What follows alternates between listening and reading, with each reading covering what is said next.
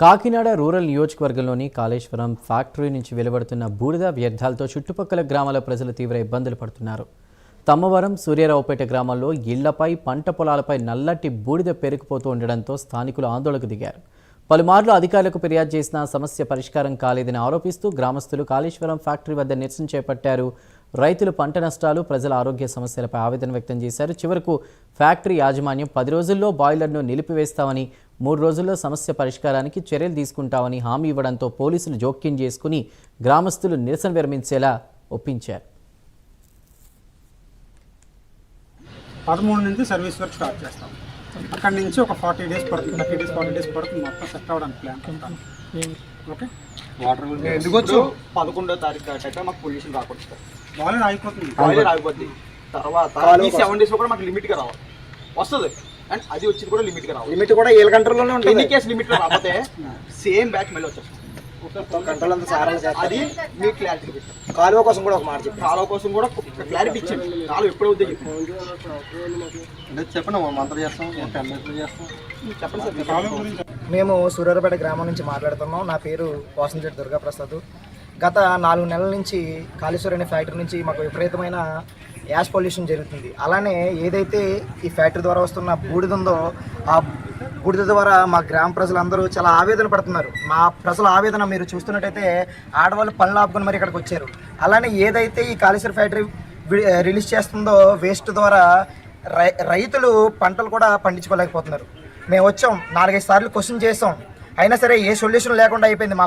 మేము ఏదైతే క్వశ్చన్ చేసామో దానికి ఒక్కసారి ఏదైతే పైన ఉన్న అధికారులు మీరు దీన్ని సీరియస్గా తీసుకోవాలి. ఈరోజు మేము మా గ్రామం అంతా మా సొంత పనులన్నీ ఆపుకొని ఇక్కడికి వచ్చి క్వశ్చన్ చేసినా సరే వాళ్ళు 1 వారం టైం ఇవ్వడం జరిగింది. మేము ఏ పార్టీకి అతీతం కాదు, ఏ పార్టీని మేము క్వశ్చన్ చేయట్లేదు.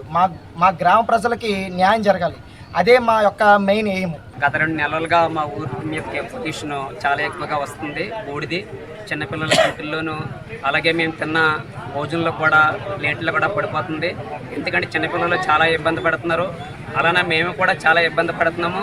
గత 2 నెలలుగా మేము ఫ్యాక్టరీ దగ్గరికి వస్తూనే ఉంటున్నాము. హెచ్ఓడి గారు టైం ఇస్తూనే ఉంటున్నాడు. ఈరోజు ఎస్ఐ గారు వచ్చి ఆయన ద్వారా మాకు పర్మిషన్ ఇచ్చాడు. అయితే అదే కాకుండా మా పంట కాలువల్లోకి, అదే రైతు పొలాల్లోకి వేస్ట్ వాటర్ వదిలేసి పంటలు సరిగ్గా పండట్లేదు. మేము ఏం తిని బ్రతకాలో మాకు అర్థం అవ్వట్లేదు. రైతు బాగులేకపోతే రైతు పంట పండించలేడు కదా, రైతు కూడా బాగుండాలా. అలాగే ఈ పొల్యూషన్ రాకుండా మాకు ఎస్ఐ గారు హామీ ఇచ్చాడు. 20 సంవత్సరాల బట్టి ఇక్కడ పక్కనే వ్యవసాయం చేస్తున్నాను.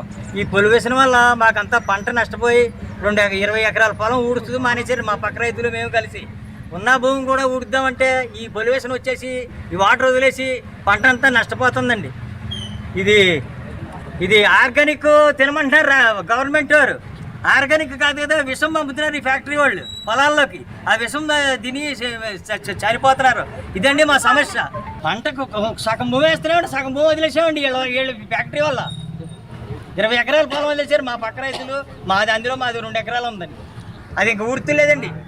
2 సంవత్సరాలు నట్టపరిహారం ఎకరానికి 6,000 ఇచ్చారండి ముందు ఫస్ట్ని.